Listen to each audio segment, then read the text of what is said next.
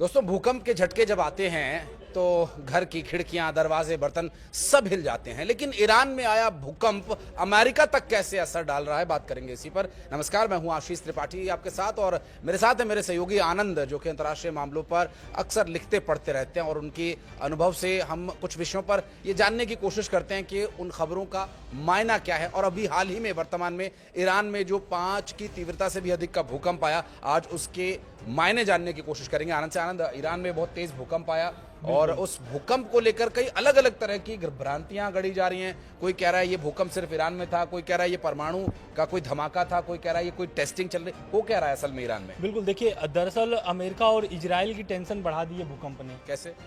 भूकंप ईरान में आया हुआ है, करीब परमाणु जो उनका प्लांट है ईरान में, नतांज से 26 किलोमीटर के दूर पर यह भूकंप आया हुआ था और इसकी तीव्रता थी 5.0।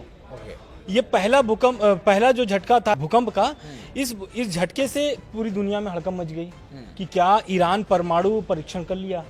दूसरा भूकंप आता है कुछ ही घंटों बाद, वहीं पर आता है 4.5 तीव्रता से आता है। तो ये दोनों झटकों से अमेरिका और इजराइल में हड़कंप मच जाती है। दरअसल पहले से ही मिडिल ईस्ट में खूनी हमले हो रहे हैं, जवाबी हमले दिए जा रहे हैं, लगातार युद्ध हो रहे हैं। बीते मंगलवार से ही इजराइल फिर से सीज फायर का उल्लंघन करते हुए, सीज फायर को न मानते हुए फिर से हमला शुरू कर दिया है। हमास पर लगातार हमले हो रहे हैं। अभी तक भर में लगभग 550 लोगों की मौत भी हो गई है, ऐसा दावा किया जा रहा है।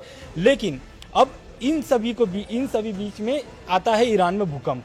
इस भूकंप ने अमेरिका की टेंशन बढ़ा दी। पहले से ही अमेरिका ने कई सारे प्रतिबंध लगा चुके हैं ईरान पर कि ईरान परमाणु परीक्षण न करे, ईरान परमाणु बम न बनाए, ईरान तेल कहीं न बेचे। अमेरिका जब से ट्रंप नए सत्ता में आए हुए हैं तब से ही लगातार ईरान पर नकेल कस रहे हैं। लेकिन ये जो भूकंप है ये लगभग सबको डरा करके रख दिया है। दरअसल क्यों डराया है? डर इसलिए लग गया है दुनिया को क्योंकि जो आतंकी संगठन है, कथित रूप से ईरान सपोर्ट करता है, चाहे वो हिजबुल्लाह हो, चाहे वो हमास हो, चाहे फिर वो हूती विद्रोही हो, तो इन तीनों को कहीं ना कहीं अगर परमाणु परीक्षण ईरान करता है तो कहीं ना कहीं इन तीनों को बहुत ताकत मिलेगी। क्योंकि एक चीज जो आपने कही परमाणु परीक्षण वाली, इस परमाणु परीक्षण से एंगल जोड़ने के पीछे जो दर्शक हमारे ये समझ नहीं पाए कि वहां भला परमाणु परीक्षण की कोई ऐसी सुगबुगाहट या चर्चा तो थी नहीं। मैं आपको बता दूं कि अच्छा खासा यूरेनियम भंडार उनके पास है और ये अंतर्राष्ट्रीय स्तर पर ईरान बार बार से बता रहा था कि हमारे पास यूरेनियम का भंडार है और उनके पास परमाणु वहन करने वाले सक्षम हथियार भी मौजूद हैं पहले से। और इस वजह से ये अमेरिका की टेंशन इसलिए बढ़ा रहे क्योंकि जिन 3 तथाकथित जो आतंकवादी संगठन है उनका, जिनका आनंद ने नाम लिया, ये तीनों ही अमेरिका के लिए टेंशन बने हुए। एक तरफ इजराइल जो इनसे अलग अलग मोर्चों पे युद्ध लड़ रहा है, उसके बैकएंड में कहीं ना कहीं अमेरिका रहता है। इस वजह से अमेरिका के लिए टेंशन बढ़ती नजर आ रही है। और अभी जो वर्तमान स्थिति, अगर आनंद हम समझने की कोशिश करें कि जो ये भूकंप आया, इस भूकंप के झटके को असल मायनों में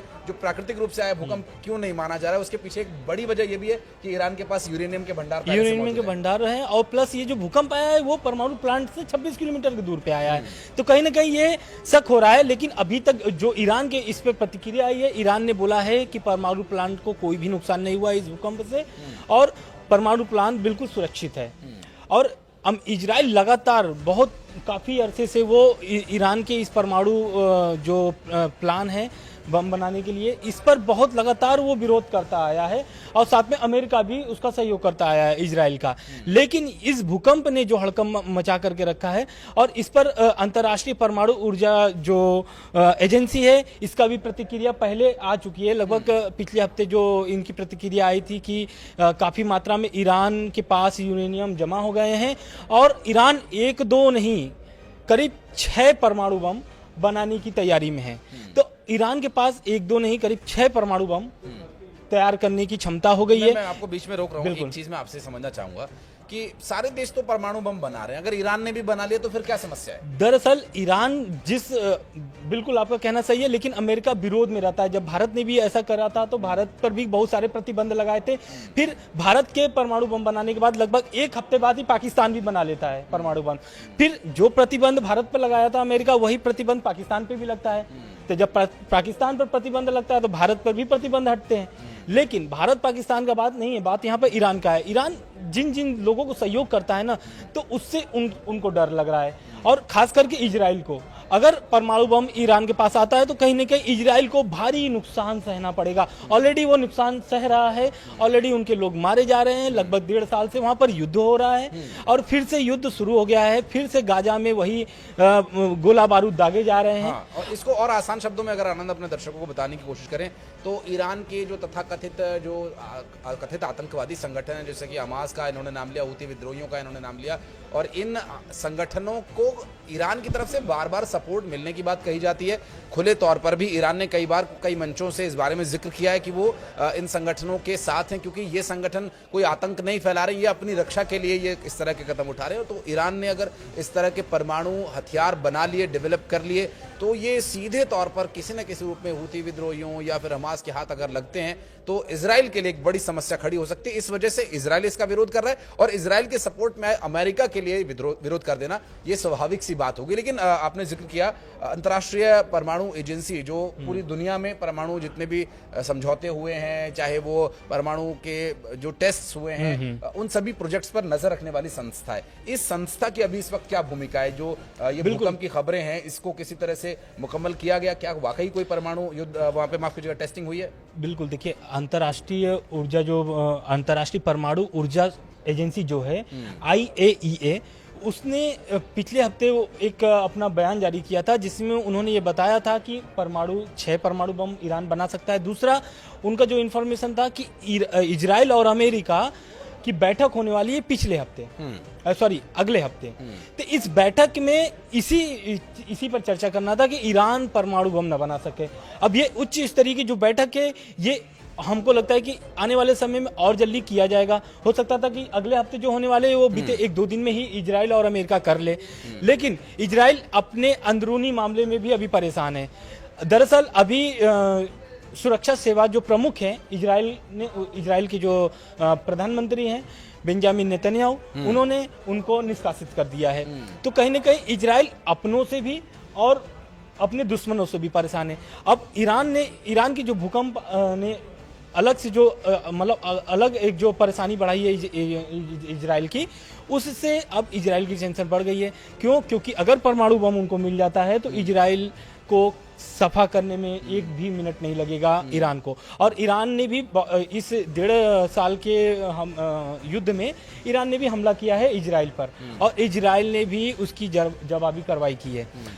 अब बात करते हैं हम इजराइल के सीज फायर पर। इजराइल और हमास का सीज फायर होता है 19 जनवरी को, लेकिन ये बीते मंगलवार को ये सीज फायर का उल्लंघन हो जाता है और लगातार हमले इजराइल करना चालू कर देता है। उसके बाद अब बीते दिनों, मतलब बीते शुक्रवार को पलटवार किया है हमास ने भी। सीज फायर के बाद ये पहला हमला है जो हमास ने किया है। 3 रॉकेट दागे हैं इजराइल पर, उसमें भी बहुत सारे नुकसान होने के दावे हैं, लेकिन इजराइल ने भी उस पर प्रतिक्रिया दिया है। बोला कि 1 रॉकेट को मैंने उनको नष्ट कर दिया है, बाकी 2 रॉकेट पर हमला हुआ है उनके। 2 रॉकेट से हमले हुए हैं। और इस बात से भी आप अंदाजा लगा सकते हैं कि अगर ईरान के पास परमाणु हथियार डेवलप हो जाते हैं तो इन एजेंसीज को एक्सेस मिलेगा इजीली, और ये इजी एक्सेस टेंशन बढ़ाएगा इजराइल की। और यहाँ पर बात करनी अमेरिका की बहुत ज़रूरी हो जाती है, क्योंकि जिस तरह की परिस्थितियाँ भारत के साथ थी वही पाकिस्तान के साथ, और वो दुनिया में कई देशों के ऊपर अमेरिका ने ये कंट्रोल, एक नियंत्रण बनाने की इसीलिए कोशिश की थी कि वो परमाणु संपन्न देश ना हो जाए। अब ईरान चूंकि परमाणु संपन्न यदि होता है, क्योंकि वो देखिए खुले रूप से अमेरिका का विरोध करने वाले देशों में से, जो मुखर होकर के अमेरिका के खिलाफ बोलता है और ताल ठोक करके अमेरिका को चुनौती भी देता है, और इजराइल के लिए भी उसी तरह से परिस्थितियां यहाँ पर बन सकती है। आनंद, अगर उस परिप्रेक्ष्य में देखा जाए कि हम ये एक बार को अगर मान ले कि ये भूकंप नहीं है, ये किसी तरह का परमाणु टेस्ट किया गया है वहां पर, तो आगे परिस्थितियां कैसी दिखती हैं? बिल्कुल, देखिए अभी तो कोई ऐसा स्पष्ट नहीं हुआ है। अभी भी जो ईरान की प्रतिक्रिया आई है वो यही आई है कि भूकंप आया हुआ था। रह गई बात प्रमुख तौर पर जो विरोध करता है ईरान, तो बीते हफ्ते डोनाल्ड ट्रंप ने ईरान को चेतावनी दी थी। दरअसल ईरान को लेकर के एक डील हो रही है अमेरिका से, और उस डील को मनवाने के लिए एक तरीके से बोल लीजिए अमेरिका ने बहुत सारे चाल चल चुके हैं, है ना। चाहे वो रसिया के थ्रू हो, चाहे फिर वो ईरान से संपर्क में जो दोस्ती यारी चलती है, जो अच्छी मित्रता है ईरान की, उससे संपर्क लगातार अमेरिका साध रहा है कि जो डील होने वाली है वो डील हो जाए ईरान से। अब डील क्या है? डील ये है कि ईरान तेल ना बेचे, दूसरा डील ये है कि ईरान परमाणु बम न बनाए। और दोनों ही, अब अगर वो ईरान तेल नहीं बेचता है तो फिर उसके लिए और क्या है? दूसरी बात, वो परमाणु बम इसलिए बनाना चाहता है क्योंकि वो अपनी सुरक्षा के लिए। इस डील को लेकर के उन्होंने धमकी दी थी कि अगर डील नहीं होता तो ये बहुत बुरा होने वाला है। इस पर प्रतिक्रिया आता है, ईरान के सुप्रीम लीडर हैं अयातुल्ला अली खमनेई, उनका बयान आता है और उन्होंने खुली चेतावनी दी है। उन्होंने कहा है कि मैं इनके बयान को ये करता हूँ, विरोध करता हूं, और ईरान की मैं कोई भी, अमेरिका का कोई भी मैं बात मानने के लिए तैयार नहीं हूं। क्यों? क्योंकि वो ईरान के विरोध में है। कोई भी देश है, अगर उसकी व्यापार उससे चलती है, उसकी अर्थव्यवस्था उससे मजबूत हो रही है, तो वो जाहिर सी बात है मुखर होकर के विरोध करेगा ही, स्वाभाविक रूप से। ठीक, तो ये बात होगी ईरान और अमेरिका की। अब इसमें भूमिका आती है रूस की।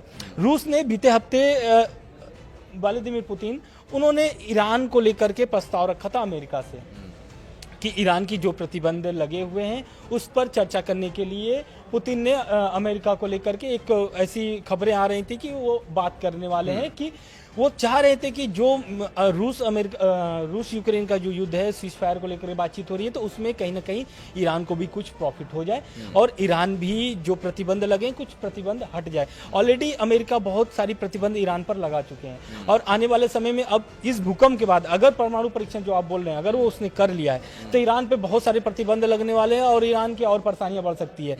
लेकिन अगर ईरान परमाणु परीक्षण कर लेता है तो पूरी दुनिया की परेशानी बढ़ सकती है, क्योंकि अगर ईरान के पास परमाणु बम आता है तो कहीं ना कहीं इजराइल के साथ साथ पूरी दुनिया की संकटें बढ़ सकती हैं। बिल्कुल, और ये परिस्थितियां ऐसी होंगी, मुझे लगता है कि अगर इस परिस्थिति से निपटना है या इसमें अगर मान लीजिए सच्चाई है भी, तो फिर अमेरिका, वो जो सद्दाम हुसैन के समय में हमने देखा था, कुछ वैसी सी परिस्थितियां फिर बन सकती हैं। हो सकता है अमेरिका फिर अपने सैनिक ईरान के मैदान में उतारे।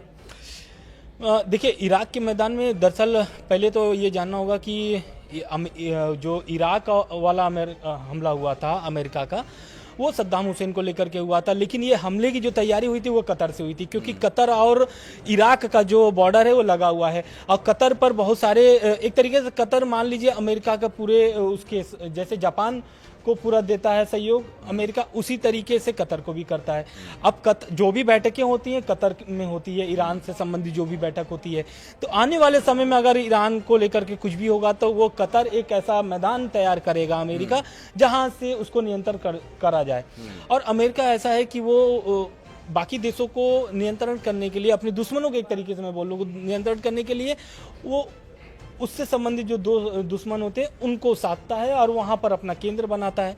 अब जैसे पूरे मिडिल ईस्ट को, मुस्लिम कहें तो मुस्लिम देशों को अगर कंट्रोल करने के लिए इजराइल को खड़ा किया हुआ है, और इधर में आप देख लीजिए तो इधर क्या बोलते हैं, कहीं ना कहीं पाकिस्तान को भी पीछे रूप से सपोर्ट करता है। लेकिन अब आने वाले ऐसी खबरें आ रही थी कि पाकिस्तान पर भी एक ऐसा होने वाला है कि अब पाकिस्तान की एंट्री नहीं हो पाएगी भारत में, ऐसा वीजा उजा को लेकर के कुछ खबरें आ रही थी। लेकिन अभी हम ईरान और अमेरिका और इजराइल पे ही बात करते हैं, तो अब मिडिल ईस्ट की जो रूपरेखा होने वाली है वो अलग होने वाली है। इस अगर परमाणु परीक्षण स्पष्ट हो जाता है कि परमाणु परीक्षण ही ईरान ने किया था, तो कहीं ना कहीं मिडिल ईस्ट के लिए और टेंशन बढ़ेगी। ऑलरेडी अब गाजा में जो वापस आए थे लोग, फिलिस्तीनी जो वापस आए थे, अब वो धीरे धीरे कहीं ना कहीं ये सोच रहे हैं कि अब निकला जाए, क्योंकि लगातार मौतें हो रही हैं। 550 लोगों की मौत हो गई है मंगलवार से लेकर के शनिवार तक भर में। तो बीते 4-5 दिनों में इतनी मौतें हो गई हैं। अभी आंकड़े और भी बढ़ सकते हैं आने वाले में। लगातार इजराइल का हमला जारी है और इजराइल ने अब गाजा में भी एंट्री कर दिए हैं, उनके टैंक भी घुस चुके हैं गाजा में और अब जमीनी हमले भी शुरू कर दिए हैं। तो कहीं ना कहीं ये मिडिल ईस्ट के लिए टेंशन बढ़ाने वाली बात है। बीते कुछ दिनों के लिए, बीते 2 महीनों के लिए शांति बनी हुई थी गाजा में, लेकिन अब जो भूकंप और ये हमले हैं, कहीं ना कहीं अमेरिका का एक बहुत बड़ा फेलियर भी दिखाई देता है। अगर हम उसे सीधे प्रत्यक्ष रूप से देखें तो एक तरफ अमेरिका रूस और यूक्रेन के युद्ध को शांत करने की बात करता है, दावा करता है, वो कहता है कि व्लादिमीर और जेलेंस्की से, दोनों से उनकी बातचीत है, पुतिन और जेलेंस्की से, दोनों से वो पूरी तरह से नियंत्रण में स्थिति है। फिर वहां पर हम देखते हैं कि सीज फायर का वॉयलेशन हो जाता है। दूसरी तरफ आपने जिसका जिक्र किया कि इजराइल को उन्होंने रोका हुआ है, हमास पर या फिर गजा पट्टी में किसी तरह का कोई हमला नहीं वो होने देंगे, इस तरह का नियंत्रण ट्रंप ने दिखाने की कोशिश की, तो वहां भी वही परिस्थितियां बनती नजर आ रही हैं। इन 2 मोर्चों पर अमेरिका के कथित तौर पर फेलियर के बाद अब अगर ये जो भूकंप के पीछे की कहानी है, अगर हम मान भी ले कुछ सेकंड्स के लिए कि परमाणु परीक्षण हो चुका है, तो ये तीसरी बड़ी कह सकते हैं कि एक तरह से फेलियर होगा अमेरिका का? बिल्कुल फेलियर होगा। और अमेरिका चाह रहा था कि युद्ध खत्म हो जाए, अमेरिका और खास करके ट्रम्प सत्ता में आने के पहले ही वो बोल रहे थे कि जहां जहां भी युद्ध हो रहा है उसको खत्म किया जाएगा। उन्होंने 100 दिन का टारगेट भी रखा है। अब इन 100 दिनों में 20 जनवरी को उन्होंने शपथ लिया था, उस दिन से 100 दिन को जोड़ा जा रहा है और ट्रम्प लगातार युद्ध रोकने के लिए प्रयासरत है और लगातार अभी उनके आने के पहले ही युद्ध विराम हो गया था, लेकिन फिर से युद्ध शुरू हो गए हैं। और इधर पुतिन भी उनके प्रस्तावों को ठुकरा दिया है। पुतिन से जो बातचीत हो रही थी सीज फायर को लेकर के, वो अब नहीं हो रही है, क्योंकि बीते दिनों जो पुतिन से फ़ोन पर बात हुई थी लगभग 90 मिनट, उस 90 मिनट में पुतिन और ट्रम्प में जो बात हुई है उसमें ये स्पष्ट नहीं हो पाया कि युद्ध विराम होगा रशिया यूक्रेन युद्ध का। लेकिन अब ऐसे भी खबरें आ रही हैं कि रूस यूक्रेन और अमेरिका की फिर से सऊदी अरब में बैठक होने वाली है। लेकिन कहीं ना कहीं अब ट्रम्प फेल होते हुए नजर आ रहे हैं, इसलिए क्योंकि वो जो युद्ध रोकने का प्लान लेकर के आए थे वो कहीं ना कहीं वो प्लान फेल होता हुआ नजर आ रहा है। लेकिन मैं चाहूंगा कि आनंद आप इस बारे में जो थोड़ी एक जानकारी है वो एक सरसरी तौर पर बता दें कि हम इतनी चर्चा क्यों कर रहे हैं, चर्चा की शुरुआत कहाँ से? चर्चा की शुरुआत देखिए ईरान में आए भूकंप को लेकर के मैंने किया था। ईरान जो परमाणु प्लांट है ईरान का, उस परमाणु प्लांट के करीब 26 किलोमीटर दूर पे ये भूकंप को एक दर्ज किया गया है कि यहाँ पे भूकंप आए हुए हैं। इस भूकंप को लेकर के पूरी चर्चा हो रही थी और इस चर्चा को लेकर के खास मकसद ये था कि परमाणु परीक्षण, ईरान कहीं अगर परमाणु परीक्षण करता है या कर लिया है तो कहीं न कहीं ईरान की भी परेशानी इसमें बढ़ सकती है और अगर परीक्षण सफल हुआ तो इसमें दुनिया की संकटें बढ़ सकती हैं। निश्चित रूप से। और ईरान का ये परमाणु परीक्षण क्या वाकई सफल रहा या परमाणु परीक्षण है भी या नहीं, ये बहरहाल मुझे लगता है कि आने वाले कुछ समय में स्पष्ट हो ही जाएगा। लेकिन विश्व स्तर पर युद्ध शांति के लिए भारत की भूमिका कोई भी नकार नहीं सकता, चाहे वो इजराइल का गजा पट्टी पर होने वाला हमला हो या फिर रशिया का यूक्रेन के साथ चल रहा द्वंद्व हो। दोनों ही जगह पर भारत की अपनी अपनी भूमिका है और बार बार भारत की ओर उंगली उठाने वाले लोगों को प्रधानमंत्री नरेंद्र मोदी ने मुंहतोड़ जवाब दिया था। ये कहने वाले लोगों को जो ये कहते थे कि भारत न्यूट्रल रहता है, प्रधानमंत्री ने डोनाल्ड ट्रंप के सामने स्पष्ट रूप से ये कह दिया था कि भारत एक पक्षधर है, भारत पक्ष रखता है शांति का और शांति बनाए रखने की करता है अपील। इसके लिए भारत को चाहे जो भूमिका निभानी पड़े वो निभाने के लिए तैयार है। प्रधानमंत्री नरेंद्र मोदी के शब्द अंतर्राष्ट्रीय स्तर पर आज भी गूंज रहे हैं। कुछ एक जो शांति अभी आप देख रहे हैं उसमें इनकी बहुत बड़ी भूमिका है। इस तरह के विषय पर हम और आगे बातचीत करेंगे। आनंद, बहुत बहुत शुक्रिया आप हमारे साथ जुड़े, इस विषय पर आपने विस्तारपूर्वक जानकारी हमारे दर्शकों को दी। और इस बारे में अगर आप कुछ कहना चाहते हैं, वीडियो में कुछ आप चेंजेस चाहते हैं या किसी और टॉपिक पर आप अगर बात करना चाहते हैं तो कमेंट सेक्शन में आपके लिए दरवाजे खुले हुए, आइए और अपनी उपस्थिति दर्ज कराइए। एक और वीडियो के लिए हमें आमंत्रित कीजिए। धन्यवाद।